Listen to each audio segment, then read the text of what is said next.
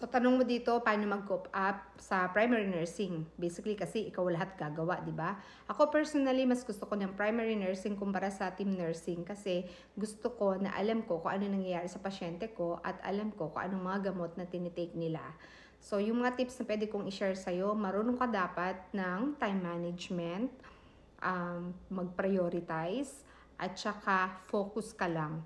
So, syempre sa report pa lang, alam mo na kaagad kung sino yung acutely ill patients, kung sino may procedure, kung sino yung mga may time critical na blood work or mga procedures na kailangan mong gawin, kung naka-ready ba yon. So, ako talaga nagsusulat ako kung ano yung mga dapat kong gawin habang nakikinig ako sa report.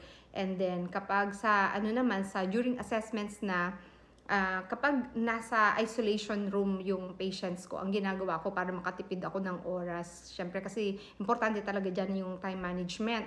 So, ang ginagawa ko, dinadala ko na yung gamot, pero hindi ko yun binubuksan yung gamot kasi gusto ko na, lalo na kapag alert and orientated yung patient. So, minsan nagtatanong yung patient kung ano yung gamot. So, hindi ko talaga binubuksan yung mga gamot. Gusto ko buksan sa bedside talaga. So, habang nag-check ako ng mga vitals nila, nandun na rin yung mga questions na assessment para walang masayang na oras.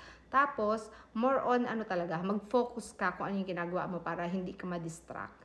Yun lang. So, kung may mga additional na suggestions kayo sa mga nurses out there, pwede po kayong mag-add sa comment section para maka-help naman sa mga bagong nurses na nagsisik ng help ng mga tips or kung ano yung mga pwede natin ma-help sa kanila.